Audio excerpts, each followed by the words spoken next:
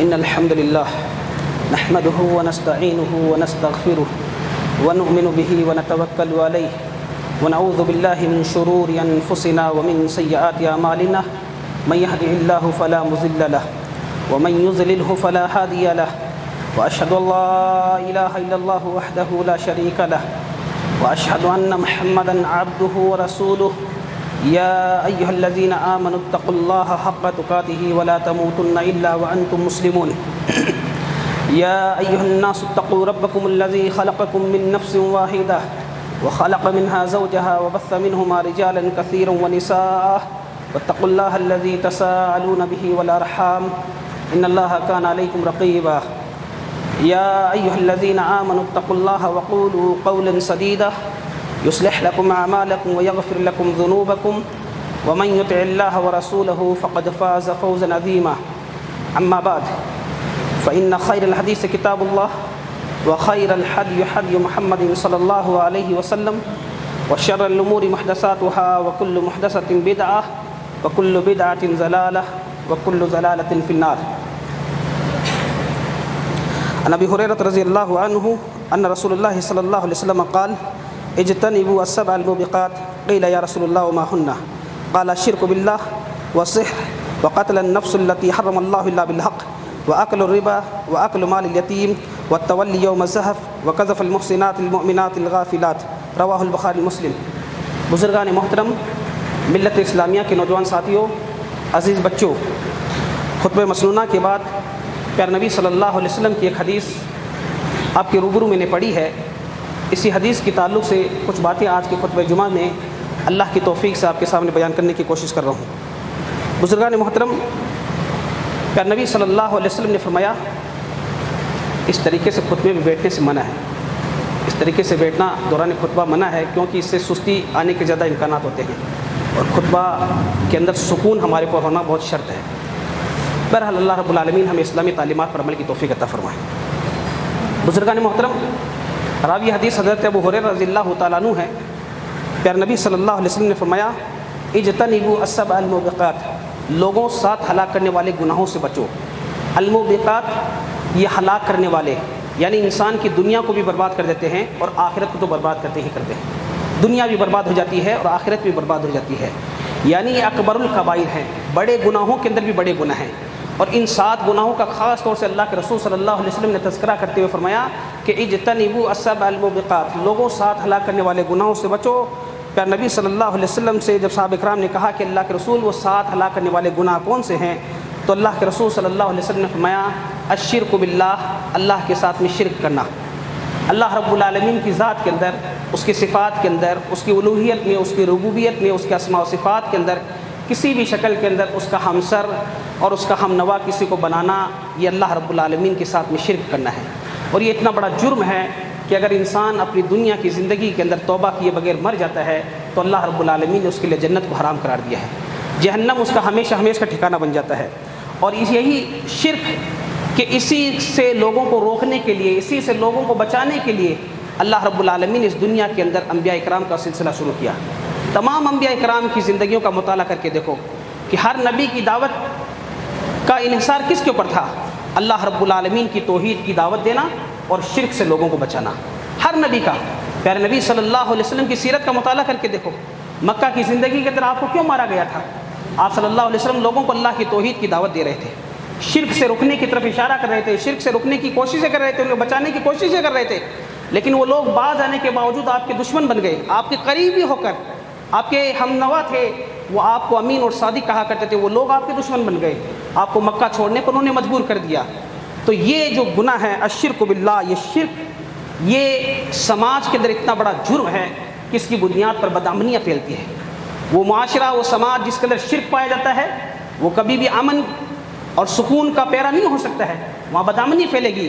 اور آپ دیکھیے ہر نبی نے اپنی زندگی کے اندر اسی گناہ سے روکنے کے لیے اپنی پوری محنت صرف کر دی. آج ہمارے یہاں پر بڑی بدقسمتی یہی ہے کہ ہر معاملے کے اندر ہم کوششیں تو کر رہے ہیں، اپنی سماج کو سدھارنے کے لیے، قوم کی اصلاح کے لیے بہت محنتیں کر رہے ہیں.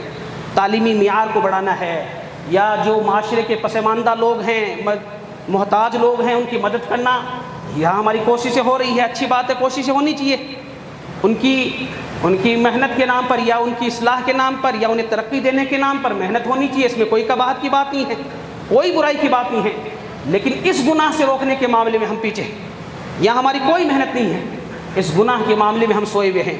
اللہ کے بندو غور کرو، اگر ہم اپنے معاشرے کے اندر تعلیمی بیداری کو جگا لیتے ہیں، تعلیمی بیداری کو عروج دیتے ہیں اور خدمت خلق کے نام پر بہت محنت کرتے ہیں، تو یہ جو ہماری محنت ہے یہ کتنا فائدہ دے گی، یہ کتنا فائدہ دے گی؟ یہ دنیا کی زندگی تو دنیا کی زندگی تک ہی صرف فائدہ دے گی، 60 سال 70 سال دنیا کی زندگی تک فائدہ دے گی۔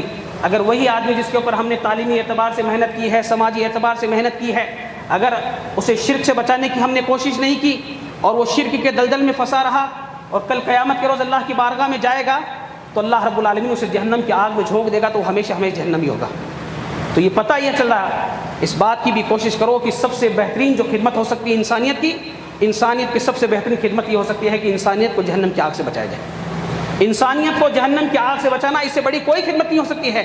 اور انبیاء اکرام کی زندگیوں کو دیکھ لو، ہمارے سامنے بطور مثال ہے، نمونہ ہے کہ انہوں نے اپنی پوری محنت صرف کر دی، اپنی پوری زندگی انہوں نے اسی کے اوپر کھپا دی، اللہ رب العالمین کی توحید کی دعوت دینا، شرک سے بچانا۔ اور یہ اتنا بڑا جرم ہے کہ اسی جرم کے تعلق سے اللہ رب العالمین نے پیارے نبی صلی اللہ علیہ وسلم کو خطاب کرتے فرمایا لئن اشرکت لیحبطن عملک ولا تکونن من الخاسرین۔ اللہ رب العالمین نے فرمایا کہ اے نبی اگر آپ بھی شرک کرتے ہیں لیحبطن عملک، تو اے نبی آپ کے عمل ضائع اور برباد ہو جائیں گے۔ نبی سے شرک نہیں ہو سکتا، یہ بات یاد رکھیے، نبی سے شرک نہیں ہو سکتا، نبی سے کوئی گناہ ہی بھی نہیں ہو سکتا ہے، شرک تو بہت بڑا ہے، لیکن اس کی قباحت اور اس کی خطرناکی اور اس کے نقصان کی طرف اشارہ کرتے ہوئے اللہ نے کیا فرمایا؟ لئن اشرکت لیحبطن عملک، اے نبی اگر آپ بھی شرک کرتے ہیں لیحبطن عملک، تو آپ کے تمام اعمال ضائع اور برباد ہو جائیں گے، ولا تکونن من الخاسرین، اور آپ خسارہ پانے والوں میں سے ہو جاؤ گے۔ نبی سے کہہ رہے ہیں، انسانوں میں سب سے افضل، تمام انبیاء میں سب سے افضل، اس نبی سے خطاب کرتے ہوئے اللہ رب العالمین کیا فرما رہا ہے؟ نبی اگر آپ بھی شرک کرتے ہو، سوچو اللہ کے بندو کتنا بڑا جرم ہے، اس جرم کی قباحت کی طرف اشارہ کرنے کے لیے اللہ رب العالمین نے یہ بات کہی ہے کہ نبی اگر آپ بھی شرک کر تو آپ کے بھی تمام اعمال ضائع اور برباد ہو جائیں گے، ولا تکونن من الخاسرین، اور آپ خسارہ پانے والوں میں سے ہو جاؤ گے۔ اللہ کے بندو اسی گناہ کے تعلق سے اللہ کے رسول صلی اللہ علیہ وسلم نے اپنی امت کی کیا رہنمائی فرمائی؟ اللہ کے رسول صلی اللہ علیہ وسلم نے فرمایا وانا آخذ بحجزکم من النار، لوگوں میں تمہاری کمریں پکڑ کر، تمہاری پیٹھیں پکڑ کر تمہیں جہنم کی آگ سے بچا رہا ہوں، تمہاری پیٹھ پکڑ کر تمہیں جہنم کی آگ سے کھینچ کے بچا رہا ہوں، وانتم تقتحمون فیہا، اور تم ہو کہ اس میں جا کر گر رہے ہو، تم میرے ہاتھ سے اپنی پیٹھ کو، اپنی کمر کو چھوٹا کر تم اس گڑھے میں جا کر گر رہے ہو۔ وہاں کوئی آگ نہیں جل رہی تھی، بلکہ مراد کیا تھا؟ جہنم کی آگ سے بچانا، کہ میں تمہاری پیٹھ پکڑ کر، تمہاری کمر پکڑ کر تمہیں جہنم کی آگ سے بچا رہا ہوں۔ اس قدر محنت و مشقت کی ہے پیارے نبی صلی اللہ علیہ وسلم نے کہ میں تمہاری پیٹھ پکڑ کر، تمہاری کمریں پکڑ کر تمہیں کیا ہے؟ جہنم کی آگ سے بچا رہا ہوں، لیکن تم ہے کہ تم اس میں جا کر گر رہے ہو، آگ نہیں چل رہی تھی، اشارہ کرنا تھا کہ جہنم کی آگ سے بچو، جہنم کی آگ سے بچو۔ تو میرے بھائی دوستو، یہ بہت بڑا جرم ہے، اس جرم سے بچنا ہماری بھی ذمہ داری ہے، اور ہماری نسلوں کو بچانا یہ ہماری ایک بہت بڑی ذمہ داری ہے۔ اسی لیے سلف کہا کرتے تھے، ہمارے اسلاف کہا کرتے تھے کہ اگر آپ کی اولاد آپ سے سونے اور چاندی کا خزانہ لینے کے بجائے، سونے اور چاندی کا خزانہ جمع کرنے کے بجائے، اگر آپ کی اولاد آپ سے عقیدہ توحید اور منہج سلف کو لے لے تو یہ سونے اور چاندی کے خزانے سے بہتر ہے۔ آپ کی اولاد، اگر ہماری اولاد، میری اور آپ کی اولاد ہم سے عقیدہ توحید لے لے کہ میرے مرنے کے بعد میں، آپ کے مرنے کے بعد میں ہماری اولاد عقیدہ توحید پر قائم ہو، منہج سلف کے اوپر قائم ہو، یہ ہمارے لیے بہتر ہے کہ ہم اپنی اولاد کو سونے اور چاندی کا خزانہ چھوڑ کر ان کے بیچ میں جائیں۔ یہ بہت بڑی ذمہ داری ہے ہماری، اس مسئلے کے اندر بھی غور کرنے کی کوشش ہے۔ تو اس طریقے سے اللہ کے رسول صلی اللہ علیہ وسلم نے اس گناہ کی طرف اشارہ کرتے ہوئے فرمایا الشرک باللہ، اللہ کے ساتھ میں شرک کرنا۔ دوسرے نمبر کا جو گناہ ہے وہ ہے سحر، جادو کرنا۔ جادو، دیکھیے شرک اس کا بھی تعلق عقیدے سے ہے، اس کی بنیاد پر عقیدے میں فساد ہوتا ہے، عقیدے میں بگاڑ پیدا ہوتا ہے، اور جادو اس کی بنیاد پر بھی عقیدے کے اندر بگاڑ ہوتا ہے۔ ان دونوں گناہوں کا تعلق عقیدے سے ہے۔ تو جادو کرنا، کوئی جادو کر رہا ہے یا کروا رہا ہے، وہ اسلام کی نظر کے اندر حرام کام کر رہا ہے، مجرم ہے، بہت بڑا جرم کر رہا ہے، اور یہ جادو یہ تو بہت بڑا جرم ہے۔ اس کے بالمقابل آپ دیکھیے رقیہ کرنا، دم کرنا، جھاڑ پھونک، اس کی دو شکلیں ہوتی ہے، ایک تو ہے جائز شکل اور ایک ہے ناجائز شکل۔ ناجائز شکل اس کو چھوڑ دیجیے، وہ تو حرام ہے۔ جائز جو شکل ہے کہ قرآن مجید کی آیتیں پڑھ کر، اللہ کے رسول صلی اللہ علیہ وسلم نے جو دعائیں سکھلائی انہیں پڑھ کر دم کرنا جائز شکل ہے، لیکن اسلام نے اس معاملے میں ہماری کیا رہنمائی فرمائی ہے اللہ کے رسول صلی اللہ علیہ وسلم نے فرمایا کہ میری امت کی ایک تعداد، ایک اشارہ کرتے ہوئے آپ نے فرمایا کہ میری امت کی ایک بہت بڑی تعداد بغیر حساب و کتاب کے جنت میں جائے گی. اور ان کی صفات اللہ کے رسول نے کیا فرمایا؟ ولا یسترقون، وہ رقیہ نہیں کرواتے ہیں، یعنی کسی دوسرے کو بلا کر اپنے اوپر جائز طریقے سے دم نہیں کرواتے ہیں، اپنا دم خود ہی کر لیتے ہیں، اپنا دم خود ہی کروا لیتے ہیں.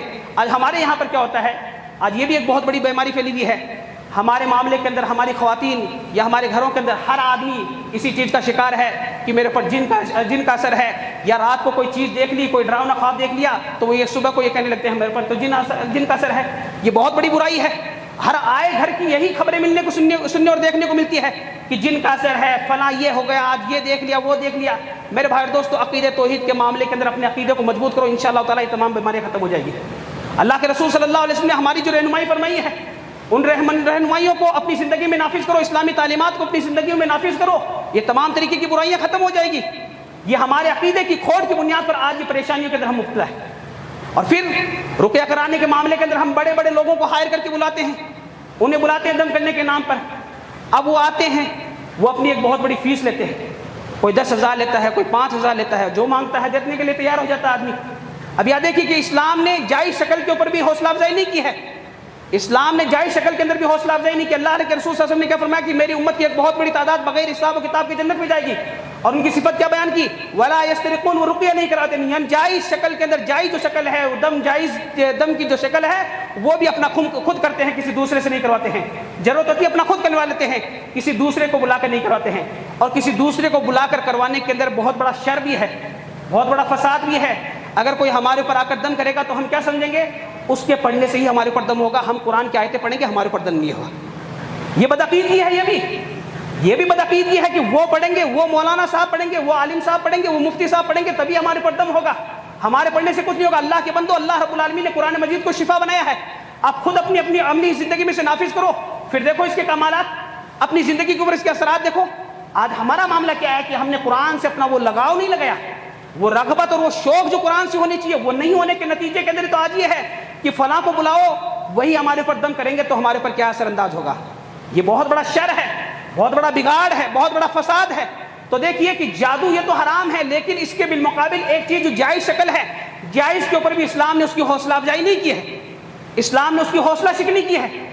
بتلایا یہ ہے کہ جائز شکل سے بھی اجتناب کرو. اس کی بنیاد پر فائدہ یہ ہوگا کہ اللہ رب العالمین بغیر حساب کتاب کے تمہیں جنت میں داخل کر دے گا.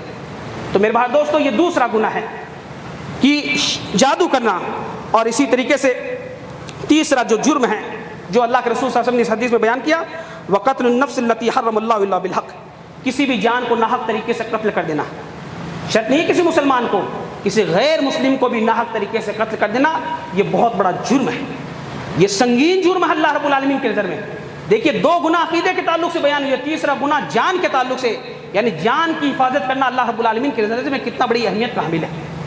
انسانی جان کی حفاظت کرنا اللہ کی نظر میں کتنا بڑا اہم مقام ہے کہ اللہ رب العالمین نے اسے حرام قرار دیا مطلق طور پر. اور اللہ رب العالمین نے قرآن مجید کے لیے اس کے تعلق سے کیا فرمایا کہ کسی بھی جان کو ناحق طریقے سے قتل کرنا گویا پوری انسانیت کو قتل کرنا ہے. کسی ایک جان کو ناحق طریقے سے قتل کر دینا پوری انسانیت کو قتل کر دینا ہے، اور کسی ایک جان کی حفاظت کرنا گویا پوری انسانیت کی جان کی حفاظت کرنا ہے، پوری جان کی انسانیت کی حفاظت کرنا ہے. یہ اسلامی تعلیمات ہیں، ان تعلیمات کو اپنی زندگی میں نافذ کیجئے، انہیں سیکھیے اور لوگوں تک یہ میسج پہنچائیے. ہماری زندگی میں نافذ ہوگی، ہمارے کردار اور ہمارے معاملات اور ہمارے اخلاق کے اندر یہ چیزیں ہوگی تو دنیا کے اوپر بڑے گہرے اثرات ہوں گے. اسی طریقے سے میرے بھائی دوستو، یہ تیسرا گناہ. اور اسی طریقے سے چوتھا جو گناہ ہے، پیارے نبی صلی اللہ علیہ وسلم نے فرمایا وَأَكْلُ الرِّبَا. وَأَكْلُ الرِّبَا، سود کا کھانا، سود، بیاج کا کھانا. آج بیاج کی مارکیٹ میں بہت ساری شکلیں ہیں، بہت ساری شکلیں ہیں اس کی بنیاد کے اوپر کہ ہر معاملے کے اندر کسی بھی طریقے سے بہت ساری شکلیں ہیں. وہ من جملہ تمام کی تمام شکلیں اس کے اندر شامل ہیں، تمام کی تمام شکلیں اس کے اندر شامل ہیں. اور تمام کی تمام بیاج اور سود کی تمام شکلیں کیا ہے؟ حرام ہیں. اگر کوئی سود کھاتا ہے اللہ کی نظر کے اندر ملعون ہے، اس کے اوپر لعنت کی گئی ہے، وہ اللہ رب العالمین کی نظر میں بہت بڑا مجرم ہے. اور وہ 7 جو ہلاک کرنے والے گناہ ہیں ان گناہوں میں سے ایک گناہ یہ بھی ہے. اب غور کیجئے کہ دو گناہ جو ابتدائی دو گناہ ہیں، شرک اور جادو یا عقیدے سے تعلق رکھتے ہیں. تیسرا گناہ جان سے تعلق رکھتا ہے، اور چوتھا گناہ مال سے تعلق رکھتا ہے. یعنی سود کا کھانا یہ مال سے اس کا تعلق ہے، اور مال بھی اللہ رب العالمین کی نظر میں بہت بڑی قیمت والی چیز ہے. بہت بڑی اہمیت والی چیز ہے۔ تو اللہ رب العالمین نے، اللہ کے رسول صلی اللہ علیہ وسلم نے کیا فرمایا کہ سود کا کھانا، اور یہ سود کا کھانا اتنا بڑا جرم ہے کہ اللہ رب العالمین نے اس کے تعلق سے فرمایا فَإِن لَمْ تَفْعَلُوا فَأْذَنُوا بِحَرْبٍ مِّنَ اللَّهِ وَرَسُولِهِ، اگر اس گناہ کو یعنی سود بیاج کو کھانے سے باز نہیں آتے ہو، اس کی لین دین کرتے رہتے ہو، تو پھر اللہ اور اس کے رسول سے جنگ کرنے کے لیے تیار ہو جاؤ۔ فَإِن لَمْ تَفْعَلُوا فَأْذَنُوا بِحَرْبٍ مِّنَ اللَّهِ وَرَسُولِهِ، اللہ اس کے رسول سے جنگ کرنے کے لیے تیار ہو جاؤ۔ ہے طاقت ہمارے اندر؟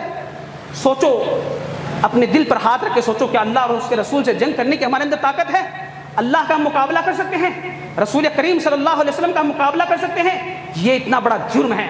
آج سماج میں، معاشرے میں ہم اپنی عزت کو بچانے کے لیے، کہ ہمارے یہاں شادی کا مسئلہ ہے، اب اس مسئلے کے اندر کیا ہے کہ اپنی رسم و رواج کو پروان چڑھانے کے لیے ہم سود اور بیاج پر پیسہ لینے سے بھی دریغ نہیں کرتے، نہیں بچتے ہیں، خود کھاتے ہیں، قوم کو کھلا دیتے ہیں۔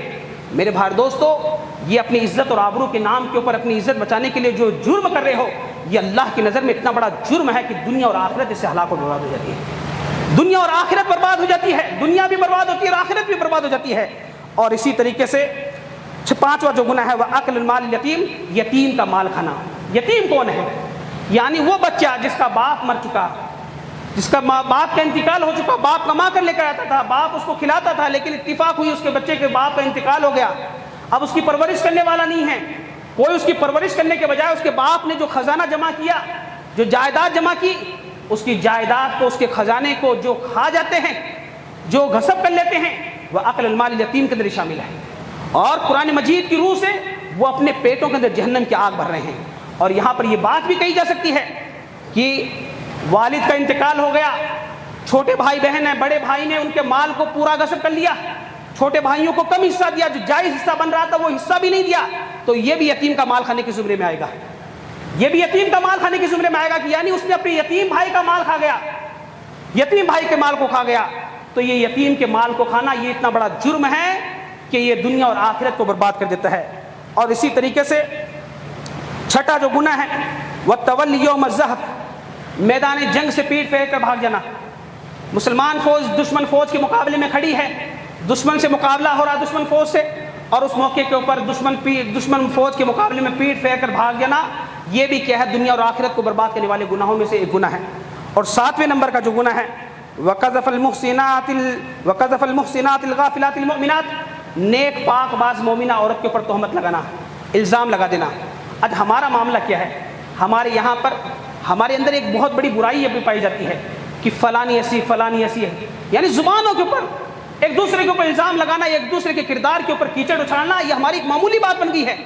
جبکہ سوچو کہ اللہ کے رسول صلی اللہ علیہ وسلم نے کسی پاک باز مومنہ عورت کے اوپر الزام لگانا، اسے بھی کیا ہے؟ ہلاک کرنے والے گناہ کے اندر شمار کیا ہے۔ یہ انسان کی دنیا کو بھی برباد کر دیتا ہے اور آخرت کو بھی برباد کر دیتا ہے۔ عورت کا معاملہ بڑا حساس مسئلہ ہوتا ہے، خاص طور سے عورت کے اگر کسی مرد کے اوپر الزام لگایا جائے تو اس کا اتنا نقصان نہیں ہوتا ہے، اس کا اتنا نقصان نہیں ہوتا ہے، لیکن ایک عورت کے اوپر الزام لگا دیا جائے تو پورا خاندان برباد ہو جاتا ہے، پوری نسل برباد ہو جاتی ہے۔ اس کی عزت کو، اس کی آبرو کی حفاظت کرتے ہوئے اللہ کے رسول نے کیا فرمایا؟ کسی پاک باز مومنہ عورت کے اوپر الزام لگانا، تہمت لگانا، یہ کیا ہے؟ انسان کی دنیا اور آخرت کو برباد کر دیتا ہے۔ اور یہ اتنا بڑا جرم ہے، اتنا سنگین جرم ہے کہ اسلام نے اس گناہ کے تعلق سے 4 گواہوں کو مطالبہ کیا ہے۔ ورنہ بعض شرعی مسائل کے اندر 2 گواہ اگر ہو، 2 گواہ پیش کر دی جائیں، مسئلہ حل ہو جاتا ہے، لیکن اس مسئلے کے اندر کسی عورت کے اوپر اگر ہم نے الزام لگایا تو ہمیں 4 گواہ پیش کرنے ہوں گے، اور ہم نے دیکھ بھی لیا ہے، اپنی نظروں سے دیکھ بھی لیا ہے، اور 4 گواہ نہیں پیش کر رہے ہیں تو ہم اپنے دعوے میں سچے ہو کر بھی اسلامی شریعت کی روح سے جھوٹے ہیں، اسلامی شریعت کی روح سے اپنے دعوے میں سچے ہو کر بھی جھوٹے ہیں۔ اگر ہم 4 گواہ نہیں پیش کر رہے ہیں تو پھر اس شکل میں کیا ہے؟ اسلامی تعلیمات یہ ہے کہ 80 کوڑے مارے جائیں گے، اگر اسلامی حکومت نافذ ہے تو 80 کوڑے مارے جائیں گے۔ سوچو اللہ کے بندو، کتنی بڑی عورت کی عزت و آبرو کی اسلام نے حفاظت کی ہے، کتنا بڑا مقام و مرتبہ دیا ہے عورت کی عزت و آبرو کے تعلق سے۔ تو یہ جو بات بات پر ہماری زبانوں پر ہوتا ہے کہ فلانی ایسی فلانی ایسی، اس کردار کو یا کسی کے کردار کے اوپر آنچ آنے سے یا کسی کے کردار کے اوپر کیچڑ اچھالنے سے پہلے یہ سوچ لو کہ اس کی بنیاد پر میری دنیا اور آخرت کہیں برباد نہ ہو جائے، کہیں میری دنیا اور آخرت برباد نہ ہو جائے۔ تو میرے بھائی دوستو، یہ جو 7 گناہ تھے، ان 7 گناہوں کے تعلق سے آپ دیکھیے کہ اللہ کے رسول صلی اللہ علیہ وسلم نے ہمیں ان گناہوں سے اجتناب کرنے کا حکم دیا، ان گناہوں سے بچنے کا حکم دیا کہ ہم اپنی اپنے آپ کو ان گناہوں سے محفوظ رکھیں، اپنی نسلوں کو کی حفاظت کریں۔ اور یہ 7 گناہ جن کے تعلق سے اللہ کے رسول صلی اللہ علیہ وسلم نے ہمیں باز رہنا اور ہمیں اسلامی جو تعلیمات سکھلائی ہیں کہ تاکہ اسلامی تعلیمات کے اوپر اگر ہم عمل پیرا ہوں تو پھر یہ دنیا کے اندر ہمارے کردار کو اور ہمارے معاملات کی ایک بہت بہترین مثال پیش کرنے کے لیے کافی ہے، بہت بہترین مثال پیش کرنے کے لیے کافی ہے۔ اور آپ دیکھیے کہ اسلامی تعلیمات کے معاملے کے اندر، اسلامی تعلیمات کے معاملے میں آج سب سے بڑی وجہ یہی ہے کہ اسلامی تعلیمات سے ہم جہالت کا شکار ہیں۔ اسلامی تعلیمات نہ ہم نے سیکھی ہے، نہ اپنی اولادوں کو سکھانے کی کوشش کر رہے ہیں۔ یہ بہت بڑی برائی ہے، یہ حقیقت ہے، یہ بہت بڑی حقیقت ہے۔ نہ تو ہم سیکھنے کی کوشش کر رہے ہیں، نہ اپنی نسلوں کو سکھانے کی کوشش کر رہے ہیں۔ یہ اسلامی تعلیمات ہمارے کردار میں نہ ہونے کا نتیجہ یہ ہے کہ ہم غیروں کے اوپر اپنی مثال یا اپنے اخلاق یا اپنے کردار کا بہترین نمونہ نہیں پیش کر پا رہے ہیں۔ آپ دیکھیے کہ ابھی جب یہ 21ویں صدی کے شروع کے اندر 20ویں صدی کے آخر کے بعد میں اسلام کو جس طریقے سے اس کے کردار پر جو آنچ آ رہی تھی کہ یہ کہہ کر اسلام کو بدنام کیا جا رہا تھا کہ اسلام دہشت گردی کی دعوت دیتا ہے، اسلام دہشت گردوں کو پناہ دیتا ہے۔ دہشت گرد سمجھتے ہیں نا، آتنکواد، کہ آتنکوادیوں کو پناہ دیتا ہے، اسلام آتنکوادی کی یعنی دہشت گردی کی حمایت کرتا ہے۔ اسی کے تعلق سے لندن کے اندر ایک پردرشنی ہوئی تھی۔ پردرشنی یعنی اسلامی تعلیمات کو عام کرنے کے لیے یا اسلامی تعلیمات کو بتلانے کے لیے، اسلامی تعلیمات دنیا کو سکھلانے کے لیے ایک پردرشنی ہوئی، ایک میوزیم کو سجایا گیا کہ اس کے اندر اسلامی تعلیمات کا خاکہ بیان کیا گیا، یعنی اسلامی تعلیمات دنیا کو بتلائی جائیں کہ اسلام کی تعلیمات کیا ہے۔ تو لوگ آ رہے تھے، دیکھ رہے تھے، انہی میں سے ایک کرسچن وہ آیا اور اس نے وہ اسلامی تعلیمات اندر جا کر پوری باریکی کے ساتھ ان کا نمایاں ان کا مشاہدہ کیا، انہیں دیکھا، سمجھا، پڑھا، اور باہر آنے کے بعد میں جو ایک رجسٹر ہوتا ہے کہ اس کے اندر انسان اپنے تاثرات قلم بند کرتا ہے کہ میں نے اندر کیا دیکھا ہے، کیا کیا چیزیں دیکھی ہے، ان کو باہر لکھ کر نوٹ کرتا ہے تاکہ وہ ایک ریکارڈ ہوتا ہے۔ تو وہ جو کرسچن شخص تھا وہ جب وہاں سے باہر آیا، وہ باہر آ کر اس نے اپنے تاثرات جو اس رجسٹر میں لکھے، اس نے کیا بات لکھی، بڑی جامع بات لکھی، مختصر بات لکھی۔ بات یہ لکھی کہ اسلام کی تعلیمات تو بہت اچھی ہیں، اسلام کی تعلیمات تو بہت اچھی ہیں، لیکن میں اسلام قبول نہیں کر سکتا، بس اتنی سی بات لکھی۔ اسلام کی تعلیمات تو بہت اچھی ہیں لیکن میں اسلام قبول نہیں کر سکتا۔ جب وہ پردرشنی ختم ہوئی، ایک مدت کے ایک وقت کے لیے لگائی گئی، جب وہ ختم ہو گئی تو جو ذمہ داران لوگ تھے انہوں نے جو تاثرات والا جو رجسٹر تھا اسے دیکھا تو تمام لوگوں کے تاثرات انہوں نے پڑھے، تو یہ بات بھی پڑھی کہ جو ایک کرسچن نے لکھا تھا اور اس نے اپنا پورا ایڈریس وغیرہ بھی لکھا تھا کہ اسلام کی تعلیمات تو میں نے دیکھا کہ بہت اچھی ہے لیکن میں اسلام قبول نہیں کر سکتا ہوں۔ تو ذمہ داران جو لوگ تھے انہوں نے سوچا کہ اس آدمی سے ملاقات کرنی چاہیے کہ یہ قبول کر رہا ہے کہ اسلام کی تعلیمات تو اچھی ہیں، اسلام کی تعلیمات تو اچھی ہے لیکن میں اسلام قبول نہیں کر سکتا، تو یہ وجہ کیا ہے، اسے ملنا چاہیے۔ ان لوگوں نے اس سے بات کی تو اس نے کہا کہ ہاں یہ بات میں نے یہ لکھی ہے کہ اسلام کی تعلیمات تو اچھی ہیں لیکن میں اسلام قبول نہیں کر سکتا۔ تو کہا کہ آپ نے کیوں لکھی؟ جب آپ ایک طرف مان رہے ہو کہ اسلام کی تعلیمات بہت اچھی ہیں، اس کے بالمقابل کسی بھی مذہب کی تعلیمات نہیں ہے، اس کے بالمقابل کسی کی تعلیمات اتنی بہتر نہیں ہے، تو اسلام کی تعلیمات کو ماننے کے باوجود آپ اسلام کو قبول کیوں نہیں کر رہے ہو؟ تو اس نے کتنا پیارا جواب دیا، اس جواب کو آپ سنیے اور کتنا پیارا جواب دیا۔ اس نے کہا کہ اسلام کی تعلیمات اتنی اچھی تو ہیں لیکن اسلام کی یہ تعلیمات جب تمہیں سدھار نہیں سکی تو مجھے کیا سدھارے گی؟ یہ اسلام کی جو تعلیمات ہیں جو میں اندر دیکھ کر آیا ہوں اور جن کا مشاہدہ میں نے اندر کیا ہے، جن کو میں نے پڑھا ہے، یہ اسلام کی تعلیمات جو تمہیں نہیں سدھار سکی، جو تم نسلی طور پر خاندانی طور پر مسلمان ہو، جب تمہیں نہیں سدھار سکی تو مجھے کیا سدھارے گی؟ تو میرے بھائی دوستو، یہ ہماری تعلیمات، یہ اسلامی تعلیمات ہمارے کردار میں، ہمارے اخلاق میں، ہمارے رویے میں نہ ہونے کا ہی تو نتیجہ ہے کہ آج ہم دنیا کے سامنے اپنی اسلام کی جو بہترین تعلیمات ہیں ان کی مثال نہیں پیش کر پا رہے ہیں۔ یہ اسلامی تعلیمات ہیں۔ آپ دیکھیں اللہ کے رسول صلی اللہ علیہ وسلم نے یہ 7 گناہوں کو آپ لے لیجیے، یہ بہت بہترین اسلامی تعلیمات ہیں۔ اگر ہم محنت کریں انہی گناہوں کے تعلق سے ہم اپنی آخرت کی بھی حفاظت کر لیں گے اور دنیا کی بھی، آخرت کی جہاں تک ہماری پہنچ ہے ان کی ہم کیا آخرت کی حفاظت کر سکتے ہیں، ان کی آخرت کی حفاظت کر سکتے ہیں۔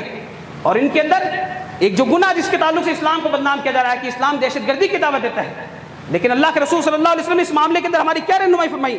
اللہ کے رسول صلی اللہ علیہ وسلم نے اسی گناہ کو حرام کرتے ہوئے آپ نے کیا فرمایا؟ حجۃ الوداع کے موقع پر جب خطبہ دے رہے تھے آپ نے کہا والمؤمن من امنہ الناس علی دمائہم واموالہم، مومن وہ ہے کہ جس سے لوگوں کا خون اور مال محفوظ ہو۔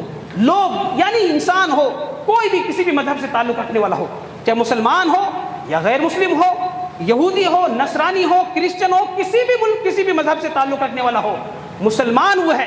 مسلمان کا لفظ کسے بنا؟ امن سے. یعنی مسلمان ایک مومن جو ہے وہ خود بھی محفوظ ہے، وہ امن والا ہے، خود کے لیے بھی محفوظ ہے، دوسروں کے لیے بھی امن والا ہے، خود کی بھی وہ حفاظت کرنے والا ہے، دوسروں کی بھی حفاظت کرنے والا ہے.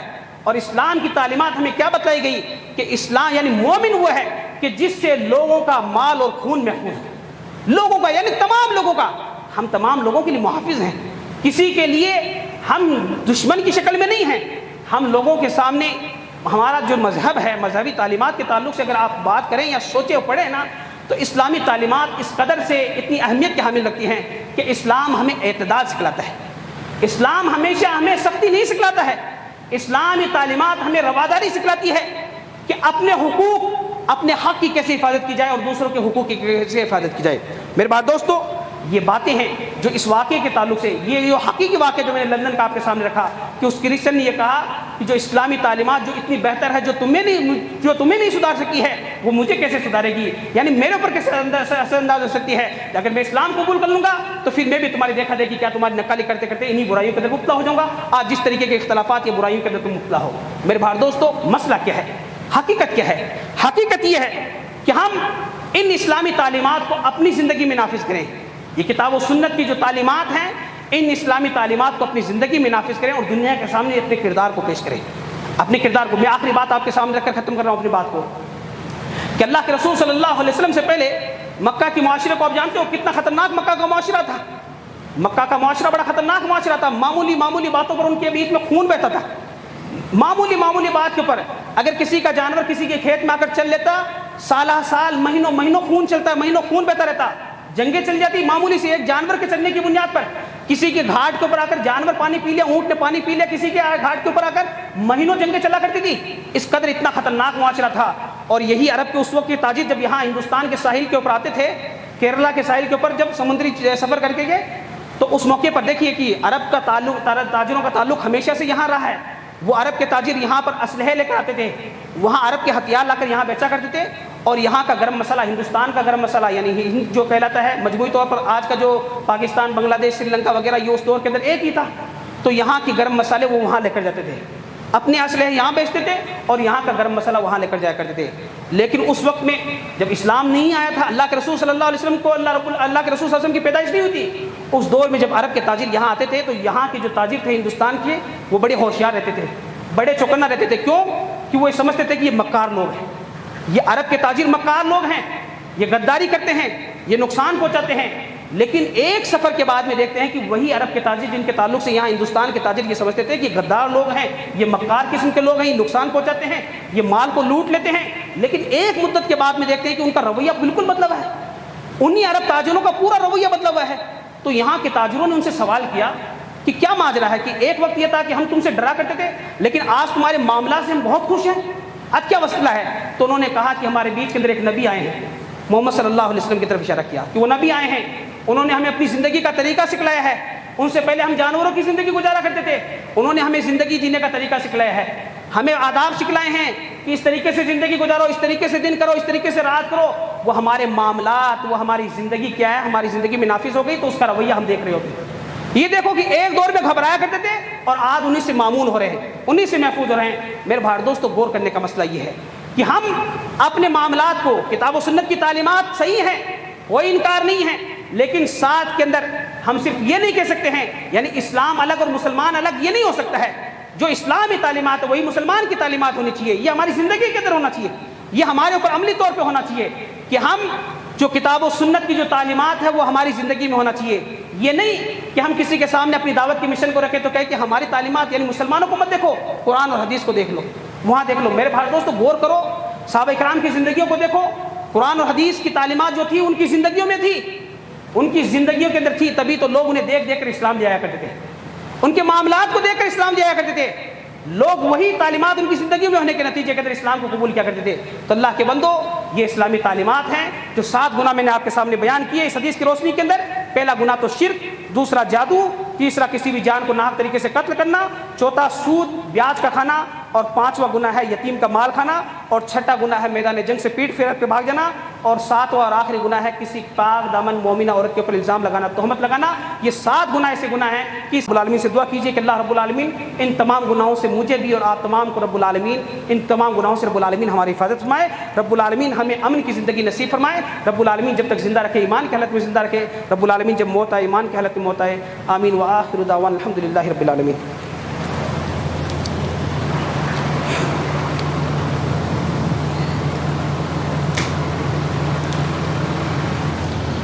إن الحمد لله نحمده ونستعينه ونستغفره ونؤمن به ونتوكل عليه ونعوذ بالله من شرور أنفسنا ومن سيئات أعمالنا من يهده الله فلا مضل له ومن يضلل فلا هادي له وأشهد أن لا إله إلا الله وحده لا شريك له وأشهد أن محمدا عبده ورسوله إن الله وملائكته يصلون على النبي يا أيها الذين آمنوا صلوا عليه وسلموا تسليما اللهم صل على محمد وعلى آل محمد كما صليت على إبراهيم وعلى آل إبراهيم إنك حميد مجيد اللهم بارك على محمد وعلى آل محمد كما باركت على إبراهيم وعلى آل إبراهيم إنك حميد مجيد عباد الله رحمني ورحمكم الله إن الله يأمركم بالعدل والإحسان وإيتاء ذي القربى وينهى عن الفحشاء والمنكر والبغي يعظكم لعلكم تذكرون اذكروا الله يذكركم وادعوه يستجب لكم ولذكر الله أكبر والله يعلم ما تصنعون